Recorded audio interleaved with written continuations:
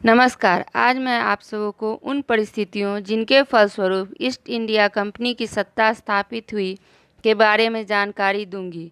भारत के भिन्न-भिन्न भागों को अंग्रेजों द्वारा विजय की प्रक्रिया लगभग 100 वर्ष में पूरी हुई। अंग्रेजों को अनेक राजनयिक तथा सैनिक असफलताओं का सामना करना पड़ा, परंतु अंत में वे विजयी हुए। इस विजय के अनेक कारण थे जो निम्नलिखित हैं। पहला, अस्त्र शस्त्र तथा भौतिक सभ्यता के क्षेत्र में वे अपने प्रतिद्वंदियों से वे बहुत आगे थे। वे प्रहार शस्त्रों, युद्ध नीति तथा समर तंत्र में बहुत आगे थे। भारतीय शक्तियों द्वारा प्रयोग में लाई जाने वाली तोपें तथा बंदूकें यूरोपियों द्वारा प्रयोग किए जाने वाले अस्त्र शस्त्रों के अनुपात में मंद गति, भारी तथा कम दूरी तक मार करने वाली थी। यूरोपीय बंदूकची भारतीयों से 3 गुना तेज बंदूकें चला सकते थे और भारतीय घुड़सवार भी उन तक नहीं पहुंच पाते थे।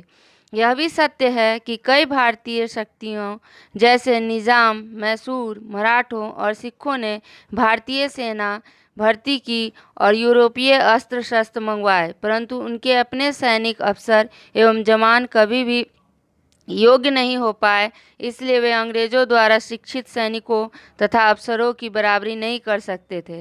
दूसरा, अंग्रेजों की सैनिक अनुशासित थी। कंपनी अपने सैनिकों में पूर्ण अनुशासन पर जोर देती थी। उन्हें नियमित रूप से वेतन मिलता था। उनकी तुलना में अधिकतर भारतीय राजाओं को अपनी सेना को नियमित रूप से वेतन देने में कठिनाई होती थी। प्रायः भारतीय प्रशासक को निजी कर्मचारियों अथवा भाड़े के सैनिकों का प्रयोग करना पड़ता था, जिन्हें सैनिक अनुशासन का अभ्यास नहीं होता था और कई बार वे युद्ध भूमि से भाग जाते थे। तीसरा, कंपनी को अपने असैनिक कर्मचारियों के अनुशासन का भी लाभ था। सेना का निर्देशन उन प्रशासकों के अधीन था जो उन पदों को अपने संबंधों के कारण नहीं अपितु अपनी योग्यता के कारण प्राप्त करते थे। यूरोपीय कमांडरों को प्रायः कड़े प्रशिक्षण तथा अनुशासन के उपरांत ही कमान मिलती थी। वे अपने कार्य में अधिक कुशल एवं विश्वसनीय होते थे। उसके विपरीत भारतीय कमांडर जाति, कुल तथा संबंधों के आधार पर नियुक्त किए जाते थे, इसलिए उनकी सैनिक क्षमता का स्तर यूरोपीय कमांडरों की सैनिक क्षमता से कहीं कम होता था और कई बार वे अपने शासकों के प्रति विश्वासघात भी कर देते थे। चौथा, अंग्रेजों के पास Clive, Warren Hastings, Elphinstone, Munro, Lord Hastings तथा डलहौजी जैसे उत्तम श्रेणी के कमांडर तथा प्रशासन नेता थे। इनके अतिरिक्त उनके पास दूसरी पंक्ति के सैनिक कमांडर तथा प्रशासनिक नेता थे। इनमें सर आयर कूट, लॉर्ड लेक तथा आर्थर वेलजेली, जिन्होंने आगे चलकर वाटरलू के युद्ध में नेपोलियन को हराया, जैसे सिद्धहस्त कमांडर भी थे। ये लोग अपने अथवा नेता के लिए नहीं अपितु इंग्लैंड के हित तथा उसकी कीर्ति के लिए लड़े। यूं तो भारत के पास भी हैदर अली, टीपू सुल्तान, चिनकिलीच खां, जसवंत राव होलकर, नाना फडणवीस तथा रंजीत सिंह जैसे वीर योद्धा तो थे, परंतु वे सामरिक तंत्र में निपुण नहीं थे और न ही इनके पास दूसरी पंक्ति विद्यमान थी जो कि इन नेताओं को परामर्श दे सके। सबसे घिनौना पक्ष यह था कि भारतीय शासक आपस में लड़ते रहते थे और अपनी शक्ति को व्यर्थ में गंवा देते थे। जैसा कि प्रसिद्ध अंग्रेज लेख पर्सिवल स्पीयर ने कहा है, एक भारतीय नेता की विजय उसकी अपनी विजय थी, जबकि एक अंग्रेज जनरल की विजय इंग्लैंड की विजय थी। पाँचवां, अंग्रेज ईस्ट इंडिया कंपनी के आर्थिक साधन अधिक प्रखर थे। इस कंपनी ने अपने व्यापार एवं वाणिज्य की कमी अनदेखी नहीं की थी।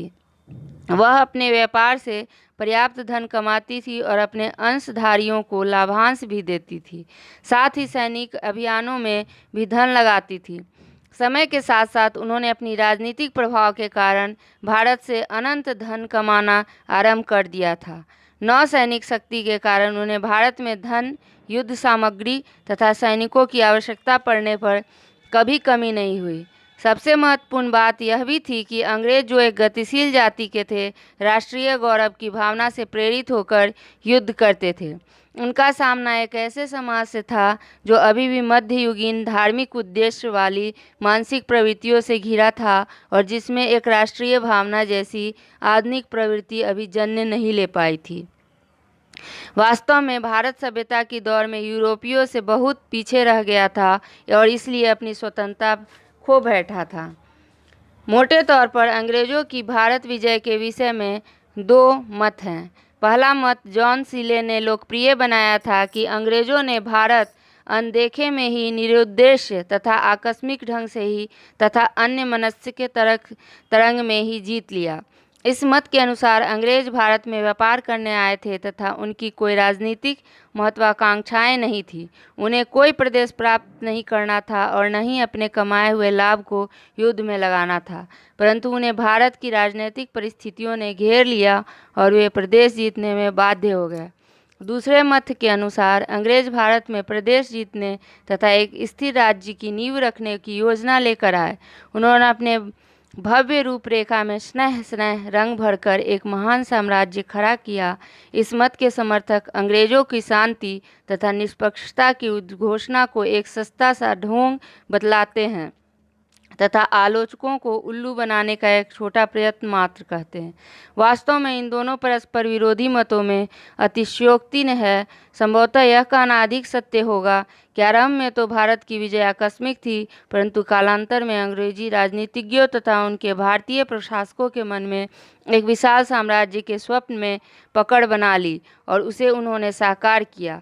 17वीं शताब्दी में जब ईस्ट इंडिया कंपनी भारत में आई तो उनकी भावना केवल उस अथाह लाभ कमाने की थी जो वे मसालों के व्यापार से प्राप्त कर सकते थे। यही भावना डच, फ्रांसीसी तथा अन्य यूरोपीय देशों की थी। कभी तो अंग्रेजों ने युद्ध अपनी रक्षा के लिए किए तथा कभी कभी स्थानीय राजाओं को अन्य शासकों के प्रकोप से बचाने के लिए किए। लॉर्ड वेल्लेस्ली ने सहायक संधि प्रणाली का आक्रामक रूप से प्रयोग करके भारत को फ्रांस तथा रूस से बचाने का प्रयत्न किया। 1795 तथा 1818 के बीच अंग्रेजी नीति निश्चय हुई साम्राज्यवादी थी। लॉर्ड हेस्टिंग्स ने वेलेस्ली की नीति को आगे बढ़ाया तथा भारत को एक विजित प्रदेश बनाने का प्रयत्न किया। उसके पीछे आने वाले गवर्नर जनरल निश्चय ही साम्राज्यवादी थे। लॉर्ड डलहौजी यह विश्वास करते थे कि भारत में अंग्रेजी राज्य के प्रसार से वह भारत पर एक अनुग्रह कर रहा है। संभवतः अंग्रेजों का भारत विजय समस्त संसार की, विशेषकर यूरोपियों की साम्राज्यवादी नीति का ही भाग था, जिसके अनुसार समस्त यूरोप ने अफ्रीका, मध्य पूर्व एशिया, भारत, सुदूर दक्षिण पूर्वी एशिया, ऑस्ट्रेलिया, दक्षिण अमेरिका इत्यादि में अपने साम्राज्य बनाए। आज के इस वीडियो में इतना ही। अगर आपको ये वीडियो पसंद आया तो चैनल को सब्सक्राइब तथा वीडियो को लाइक करना नहीं भूलिएगा। धन्यवाद।